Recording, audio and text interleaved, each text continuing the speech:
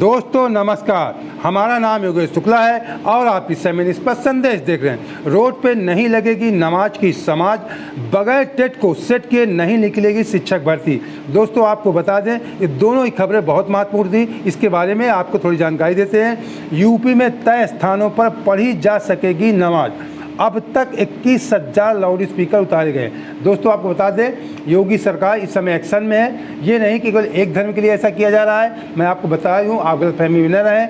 हिंदू और मुस्लिम दोनों समुदाय के लिए ये नियम लागू हैं योगी जी के कि तेज़ आवाज़ में आप लाउड स्पीकर नहीं बजाएंगे, ये सभी के लिए है। उत्तर प्रदेश में शुक्रवार को केंद्रीय सुरक्षा बलों की कड़ी सुरक्षा व्यवस्था के बीच अलविदा की नमाज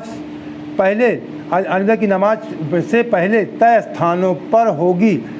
अलविदा की नमाज जो है जो पहले तय स्थान है उन्हीं पर होगी। कहने का मतलब किसी भी नए अथवा सार्वजनिक स्थान पर इसकी इजाज़त नहीं दी जाएगी। कहने का मतलब रोड पे या सार्वजनिक कहीं पार्क पे ऐसे आप नहीं पढ़ सकते नमाज, जहाँ पे आप पहले से पढ़ते हैं वहीं पे नमाज आप पढ़ेंगे। मुख्यमंत्री योगी आदित्यनाथ के निर्देश के बाद सभी जिलों में सतर्कता बरतने के साथ पुलिस प्रशासन को कड़े सुरक्षा इंतजाम करने को कहा गया है। रमजान के महीने में शुक्रवार को प्रदेश में 31,151 पहले से तय स्थानों पर अलविदा नमाज अदा की जाएगी। कहने का मतलब पूरे प्रदेश में 31,151 जो पहले से तय स्थान है जहां आप लोग लगातार नमाज पढ़ते रहते हैं, वहीं पे आप नमाज पढ़ सकेंगे। इसके लिए कड़े सुरक्षा प्रबंध किए गए हैं। नमाज के स्थानों तथा अन्य संवेदनशील स्थलों पर सुरक्षा व्यवस्था बनाए रखने के लिए डीजीपी मुकुल गोयल की तरफ से 26 कंपनियां पीएसी व 7 कंपनियां केंद्रीय सशस्त्र पुलिस बल तैनात की गई हैं। शासन ने धर्मस्थलों के नियमों के पालन की साप्ताहिक समीक्षा जिला स्तर पर करने पहली अनुपालन रिपोर्ट 30 अप्रैल को तक भेजने को कहा। कहने का मतलब धर्मस्थलों ये केवल मस्जिदों के लिए, मंदिर मस्जिद दोनों के लिए है।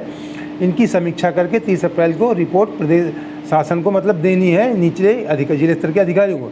जिले की रिपोर्ट मंडलायुक्तों और कमिश्नरेट की रिपोर्ट पुलिस आयुक्तों के माध्यम से शासन को भेजी जाएगी। राज ठाकरे ने योगी की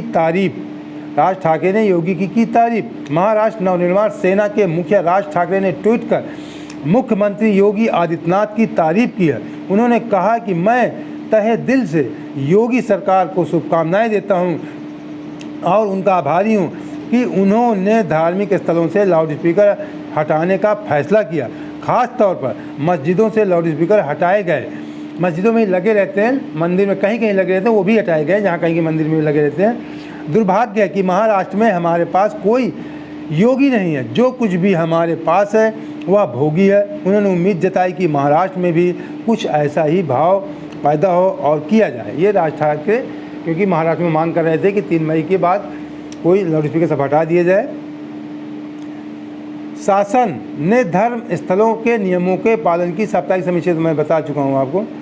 इसके बाद राज ठाकरे वाला भी, हाँ अब देख लेते हैं मेन पॉइंट पे आ जाते हैं। जो सबसे बड़ी खबर है, आप जो हमारे कहने का मतलब तैयारी करते हैं, अध्यापक भर्ती का इंतजार कर रहे हैं तमाम युवा, उनके लिए बहुत महत्वपूर्ण खबर है कि शिक्षक भर्ती कब निकले।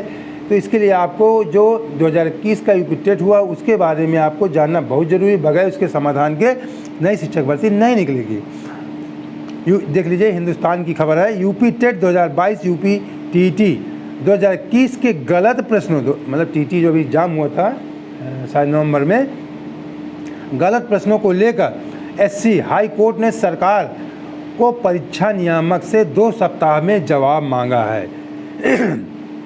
इलाहाबाद हाई कोर्ट ने यूपी टीईटी 2021 के प्रश्नों के गलत उत्तरों को लेकर दाखिल याचिका पर राज्य सरकार व सचिव परीक्षा नियामक प्राधिकारी से 2 सप्ताह में जवाब मांगा है।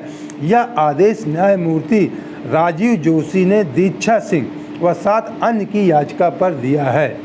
याचिका में कहा गया है कि प्राथमिक विद्यालय में सहायक अध्यापक भर्ती के लिए परीक्षा नियामक प्राधिकारी ने 2017 के प्रश्नों के उत्तर बदलकर उन्हें 2021 में पूछा है। कहने का मतलब जो 2017 में पूछे गए उन्हें उत्तर में चेंजिंग करके 2021 में उन्हीं प्रश्नों को पूछ लिए गए। प्रश्नों के उत्तर गलत है, साथ ही पाठ्यक्रम में के बाहर के प्रश्न भी हैं। मांग की गई है कि हाई लेवल कमेटी से शिकायत का निस्तारण कराया जाए और याचियों को गलत प्रश्नों के उत्तरों का मार्क्स दिया जाए। साथ ही जब तक याचिका निस्तारित नहीं हो जाती तब तक भर्ती पर रोक लगाई जाए। कहीं नई भर्ती नहीं निकलनी चाहिए जब तक 2021 का टेट के उत्तर कुंजी का मामला फाइनल नहीं हो जाता है। कोर्ट ने राज्य सरकार से जवाब मांगा है और कहा है कि परिणाम याचिका के निर्णय पर निर्भर करेगा। कहने का मतलब परिणाम, कहने का मतलब जो हाईकोर्ट फैसले देगा उस पर निर्भर करेगा, कहने का तात्पर्य है। याचियों का कहना है कि 2017 की उत्तर कुंजी को चुनौती दी गई थी। 14 प्रश्न गलत पाए गए थे। उन्हीं प्रश्नों को उत्तर में बदलाव कर दोबारा दिया गया है। कहने का तात्पर्य है कि 2017 में जो टीटी का एग्ज़ाम हुआ था उसमें 14 प्रश्न गलत पाए गए थे और उन्हीं प्रश्नों को तोड़ मरोड़ कर इधर उधर करके उत्तर इधर घुमा करके उन्हें कुछ दूसरा उत्तर लिख करके उनको 2021 में फिर से पूछ लिया गया है परीक्षा नियामक प्राधिकारी के द्वारा। ऐसी शिकायत की जा रही है। तो और ये भी कहा गया कि जब तक हमारी मांग पूरी न हो जाए, निस्तारण न हो जाए इस समस्या का, तब तक नई भर्ती न निकाली जाए।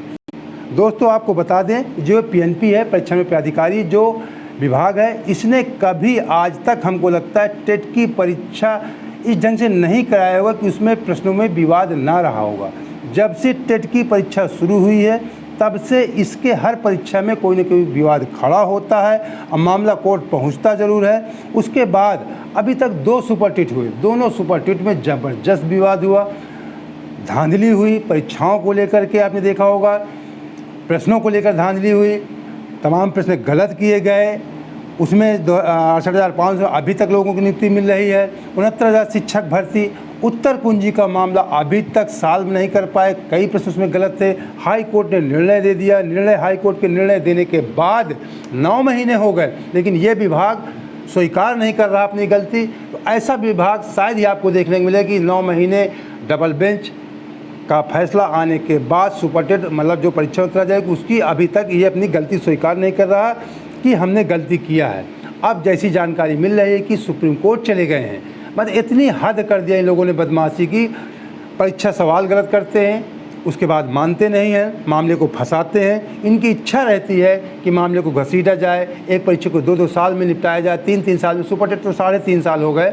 मतलब शिक्षक भर्ती को बता दूँ 19 जनवरी में हुआ था, 3.5 साल हो गए हैं, वो मामला अभी तक ख़त्म नहीं हुआ है। और उत्तर कुंजी का मामला हाईकोर्ट से बच्चे जीत चुके थे, लेकिन ये विभाग नहीं माना, सुप्रीम कोर्ट पहुंच गया।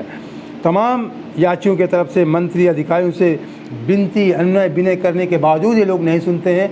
और इसलिए मैं बता रहा हूँ कि ये टेट का जो अभी आप लोग कह रहे हैं, देखिए कितनी जल्दी ये मानते हैं कि नहीं मानते हैं। हाई कोर्ट का फैसला ये अगर आ भी जाता है, उसके बाद ये लोग क्या करते हैं, नंबर देते हैं कि नहीं देते, ये इन पे निर्भर करता है। बहुत मनमानी विभाग करता है ये। तो दोस्तों उम्मीद करता हूँ कि अगर आप पहली बार जुड़े होंगे मुझसे, और मेरा वीडियो पसंद आया होगा, तुरंत सब्सक्राइब कर लीजिए और लाइक करके दोस्तों को शेयर भी कर दीजिए। जय हिंद, जय